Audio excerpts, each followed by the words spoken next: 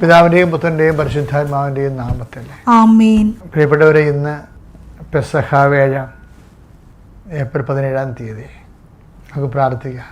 അമ്മേ പരിശുദ്ധമ്മേ, അമ്മേ പരിശുദ്ധമ്മേ, ദേവമാതാവേ, ദൈവമാതാവേ, കൃപാസനത്തിലൂടെ ഞങ്ങൾക്കും ഞങ്ങളുടെ ദേശത്തിനും അമ്മ മധ്യസ്ഥം തേടി തന്ന എല്ലാ അനുഗ്രഹങ്ങൾക്കും കൃപകൾക്കും ഞങ്ങളിപ്പോൾ ഹൃദയം നിറഞ്ഞ നന്ദി പറയുന്നു. അമ്മേ പരിശുദ്ധമ്മേ, ദൈവമാതാവേ, 2004 ഡിസംബർ 7 ഉച്ചകഴിഞ്ഞ് 2:30 കൃപാസനത്തിൽ സംഭവിച്ച അമ്മയുടെ പ്രത്യക്ഷപ്പെടലിനെ കുറിച്ച് തിരുസഭയ്ക്ക് സമർപ്പിച്ചിരിക്കുന്ന പഠനരേഖകളുടെ മേൽ സഭാത്മകമായ പഠനം ആരംഭിക്കുവാൻ ഞങ്ങൾ പ്രാർത്ഥിക്കുന്നു. അമ്മേ പരിശുദ്ധമ്മേ, ഭൂസ്വർലോകങ്ങളുടെ രാജ്ഞിയായ അങ്ങേയ്ക്ക് ഭൗമ സംരക്ഷണത്തിനായി പ്രപഞ്ചപ്രകൃതിയെ തന്നെ തിരുസഭ പ്രതിഷ്ഠിക്കുവാൻ ഈ പ്രത്യക്ഷീകരണം വഴി ഇടയാക്കണമേ. പരിശുദ്ധമ്മേ, ജപമാല മാതാവേ, സകല കൃപാസനം പ്രാർത്ഥനകളോടും ചേർത്ത് ഞങ്ങളിപ്പോൾ പ്രാർത്ഥിക്കുന്ന ഈ കുടുംബത്തിന്റെ പ്രത്യേക നിയോഗം മക്കളെ,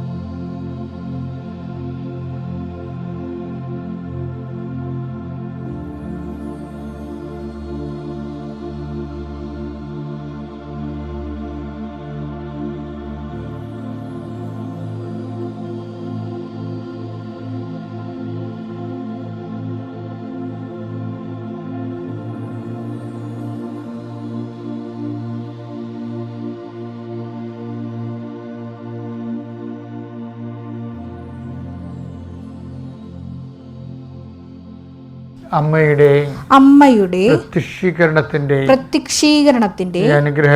ഈ അനുഗ്രഹവേളയിൽ ഞങ്ങൾക്ക് സാധിച്ചു തരുവാൻ കനിയണമേ. ആമേൻ. വിശ്വാസ പ്രമാണം. സർവശക്തനായ പിതാവും ആകാശത്തിന്റെയും ഭൂമിയുടെയും സൃഷ്ടാവുമായ ദൈവത്തിൽ ഞാൻ വിശ്വസിക്കുന്നു. അവിടുത്തെ ഏകപുത്രനും ഞങ്ങളുടെ കർത്താവുമായ ഈശോ മിശിഹായിലും ഞാൻ വിശ്വസിക്കുന്നു.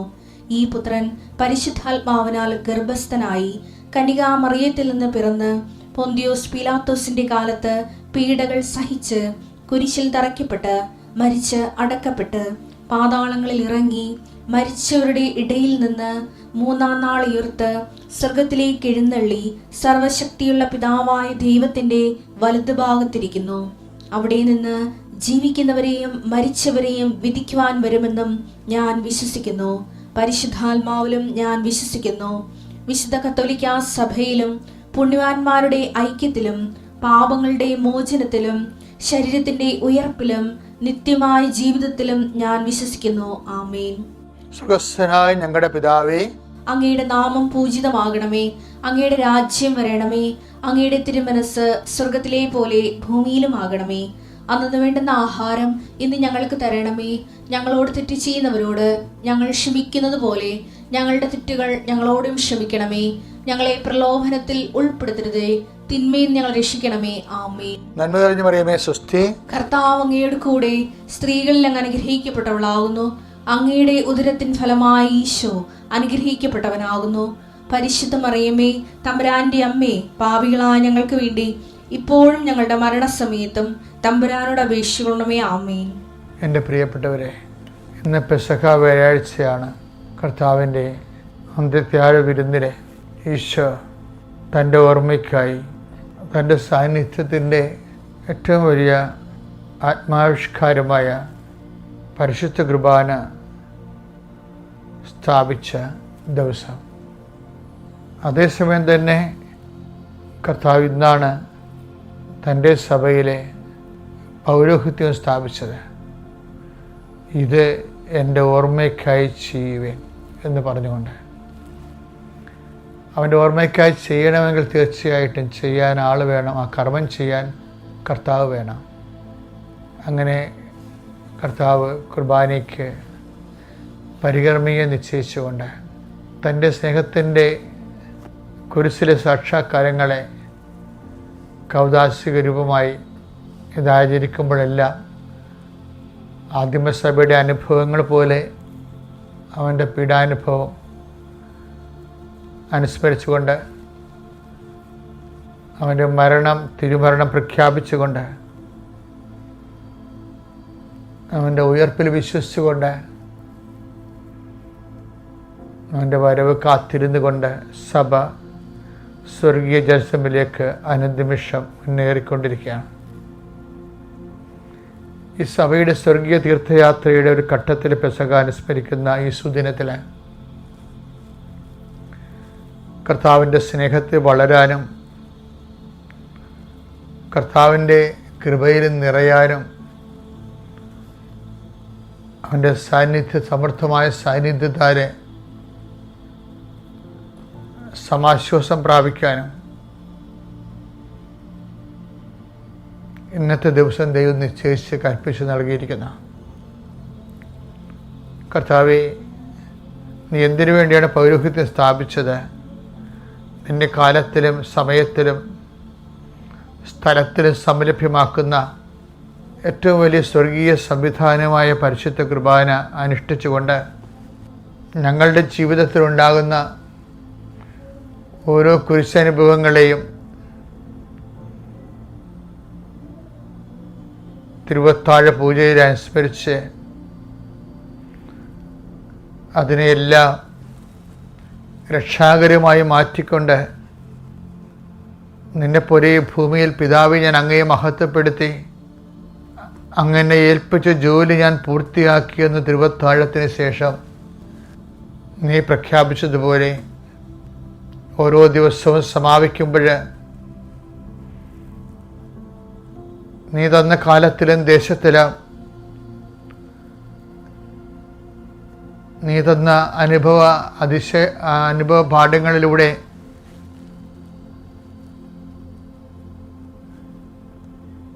നിന്റെ തിരുമനസ്സ് നിറവേറ്റിക്കൊണ്ട് ജീവിക്കുവാൻ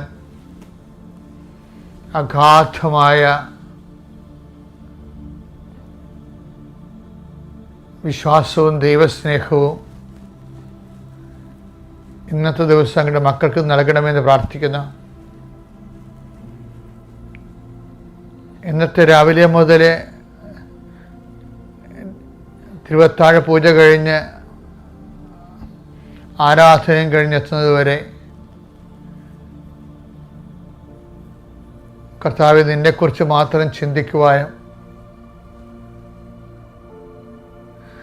നീ അത്താഴം കഴിക്കാതെ പിതാവിൻ്റെ ഭവനത്തിൽ നവമായി പാനം ചെയ്യുന്നതിനെക്കുറിച്ച് സ്വപ്നം കണ്ടുകൊണ്ട് സഹനത്തെ ഏറ്റെടുത്തതുപോലെ ഞങ്ങളുടെ ജീവിതത്തിൻ്റെ വ്യത്യസ്തങ്ങളായ ദുഃഖ സാഹചര്യങ്ങളെ നിൻ്റെ നാമത്തിൽ ഏറ്റെടുക്കാൻ നിന്നെ ശക്തിപ്പെടുത്താൻ മാലാഖ വന്നുവെന്ന് പറയണത് സ്വർഗം നിന്നെ ശക്തിപ്പെടുത്തിയെന്ന് ഞങ്ങളെ ബോധ്യപ്പെടുത്താനാണ്. അതുപോലെ ക്ലേശകരമായ ജീവിത സാഹചര്യങ്ങൾ ജീവിക്കുന്ന എല്ലാവരെയും, ഓരോരോ മക്കളെയും കർത്താവെ നീ ശക്തിപ്പെടുത്തണമേ എന്ന് പ്രാർത്ഥിക്കുന്നു. എൻ്റെ ഈ പ്രാർത്ഥന നിൻ്റെ നാമത്തിലെ പ്രാർത്ഥന 39 വർഷത്തെ പൗരോഹിത്യത്തിൻ്റെ അറിവടയാളങ്ങളിലൂടെ ഞാൻ ആവഹിച്ച ആധ്യാത്മിക ജ്ഞാനങ്ങളെ അങ്ങയുടെ മക്കൾക്ക് കൈമാറിക്കൊണ്ട് ഓരോ ദിവസവും ഞങ്ങൾ ഡെയിലി ബ്രെഡിലൂടെ ജീവിതം ആരംഭിക്കുകയാണ്. കർത്താവേ, ഈ പ്രാർത്ഥനയുടെ ശക്തി ഞങ്ങളിന്ന് തിരികെ വരുന്നത് വരെ ഞങ്ങളുടെ ജീവിതത്തിൽ നിറവേറി നിൽക്കാനും കടുത്ത ദൈവസ്നേഹത്താൽ ഞങ്ങൾ പരിപൂർണ്ണ നിശബ്ദരായി തീരുവാൻ, ദൈവസ്നേഹത്തിൻ്റെ ആന്തരികതയിൽ ഞങ്ങൾ മതിമറന്നുകൊണ്ട് നിന്നോട് ഐക്യദാർഢ്യപ്പെട്ടുകൊണ്ട് ഓരോ നിമിഷവും നിൻ്റെ മുറിവുകൾ ഈശോമിശിഹായെ സിലിയാൻ തറക്കപ്പെട്ട കർത്താവിൻ്റെ തിരുമുറിവുകളെ ഞങ്ങളുടെ ഹൃദയത്തിൽ പതിച്ചുറപ്പിക്കുന്ന ഈ ദിവസങ്ങൾക്ക് ആവശ്യമായ ദൈവസ്നേഹത്താൽ ഞങ്ങളെ അഭിഷേകം ചെയ്യണമേ. നിത്യം പിതാവും പുത്രനും പരിശുദ്ധാത്മാവ് സർവീസിലെ നീക്കും. ആമേൻ. എൻ്റെ പ്രിയപ്പെട്ടവരെ, നമ്മുടെ ജീവിതത്തിലെ ആരാധനാക്രമ ജീവിതം, നമ്മുടെ ലിറ്റർജിക്കൽ ലൈഫ്,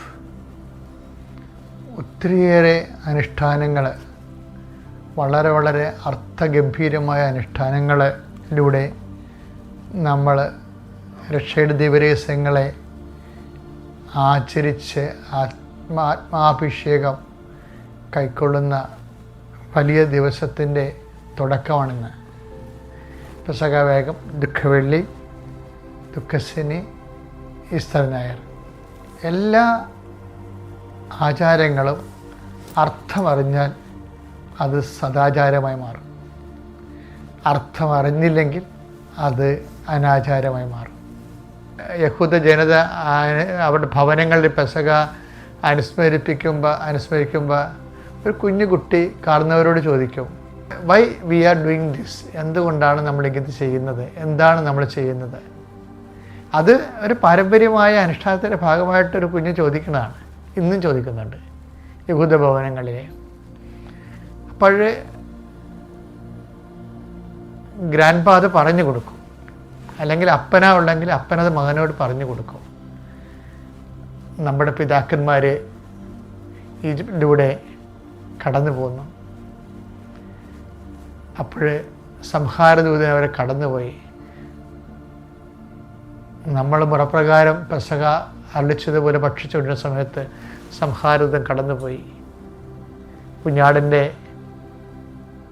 രക്തത്തിൽ കൈമുക്കി പെസഹ ആചരണത്തിൻ്റെ ഭാഗമായി കള്ളപ്പാടിൽ മുക്കിയ ആ ചുവന്ന കൈമുദ്ര കണ്ടപ്പോൾ സംഹാരദൂതൻ നമ്മളെ സംഹരിക്കാതെ കടന്നു പോവുകയും നമ്മുടെ ശത്രുക്കളെ നിഹരിക്കുകയും ചെയ്തു.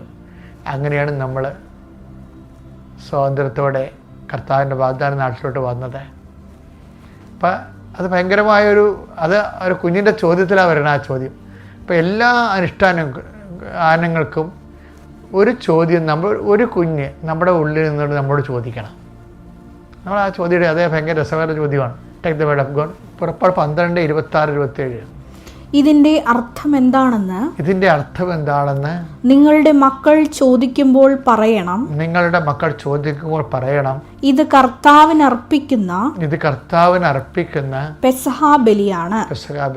അവിടുന്ന് ഈജിപ്തിലുണ്ടായിരുന്ന ഇസ്രായേൽക്കാരുടെ ഭവനങ്ങൾ കടന്നുപോയി. ഈജിപ്തുകാരെ സംഹരിച്ചപ്പോൾ അവിടുന്ന് ഇസ്രായേൽക്കാരെ രക്ഷിച്ചു. അപ്പോൾ ജനം കുമ്പിട്ട് ദൈവത്തെ ആരാധിച്ചു. ഫറവോയുടെ കാലത്തുണ്ടായിരുന്ന അവരുടെ സ്വാതന്ത്ര്യത്തിൻ്റെ അനുഭവങ്ങളാണ്. അത് പെസഹയായിട്ട് അവരെന്നും ആരാധിച്ചിരിക്കും. അങ്ങനെ ഒരു പെസഹ കാലത്താണ് യഥാർത്ഥ ദൈവത്തിൻ്റെ കുഞ്ഞാടായ ഈശോ അപ്പോസ്തലന്മാരുടെ കൂടെ പെസഹ ആചരിക്കാൻ വേണ്ടി അന്തത്താഴ തിരുവത്താഴ ശാലയിലേക്ക് കടന്നു ചെല്ലുന്നതാണ്. അവിടെ ഒരു ചോദ്യമുണ്ട്.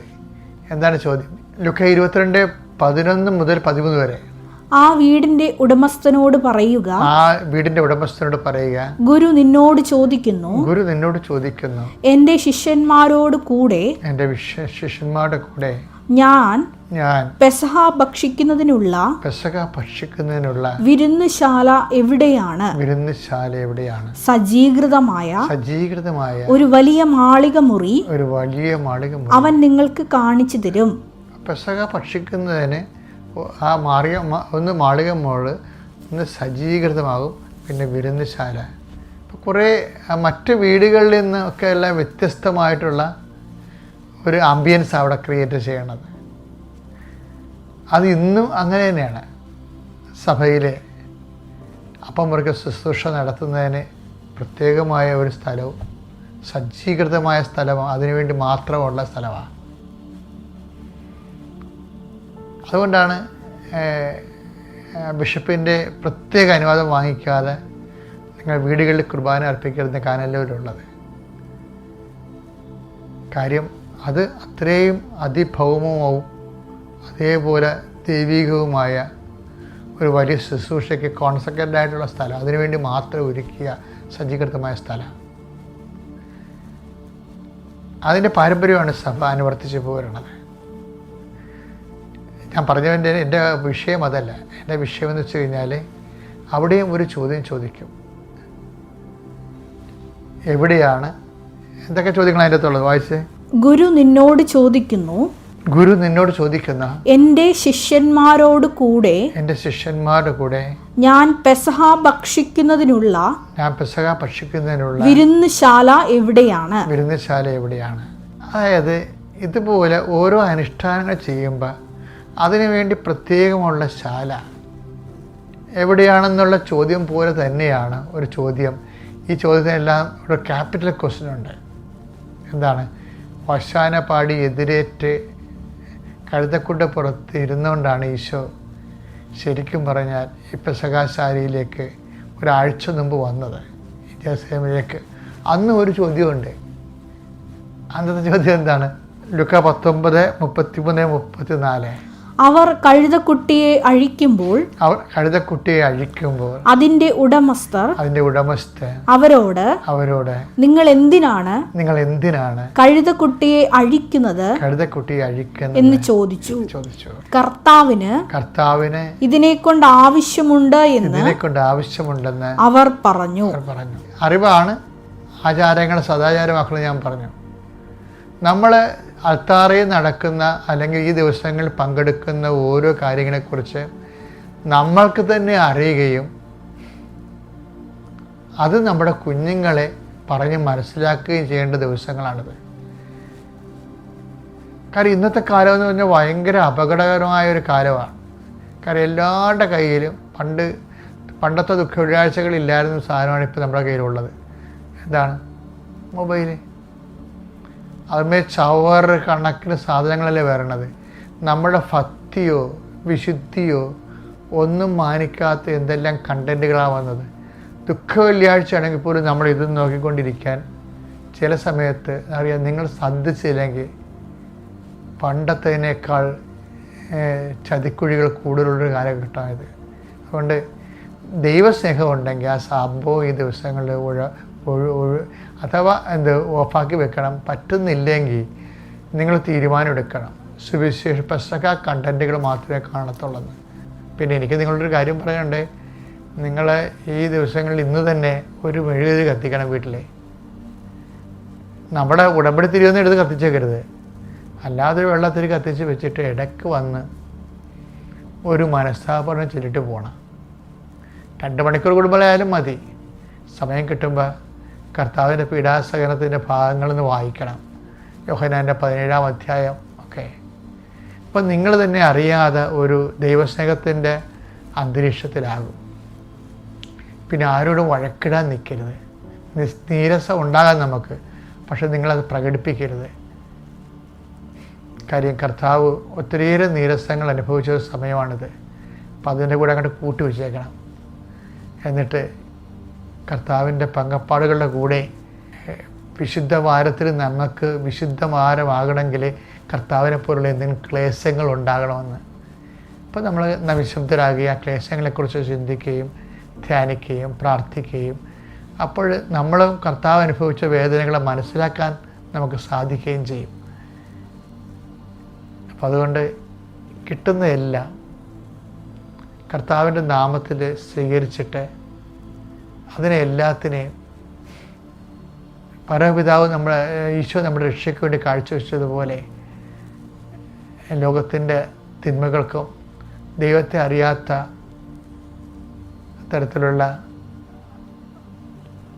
അഹങ്കാരത്തിനും ദൈവത്തെ അറിയാൻ പോലും ആഗ്രഹിക്കാത്ത മനുഷ്യൻ്റെ പ്രമത്തതയ്ക്കും എല്ലാം ഓർത്ത് എല്ലാവർക്കും വേണ്ടി പ്രാർത്ഥിക്കുകയും എല്ലാവരും കർത്താവിനെ അറിയാൻ സാധിക്കുകയും ചെയ്യണം.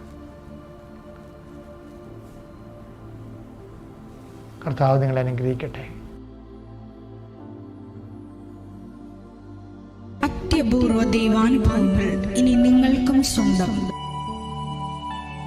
ഈ യൂട്യൂബ് ചാനൽ ഇതുവരെ സബ്സ്ക്രൈബ് ചെയ്തിട്ടില്ലെങ്കിൽ ഇപ്പോൾ തന്നെ സബ്സ്ക്രൈബ് ചെയ്യുക.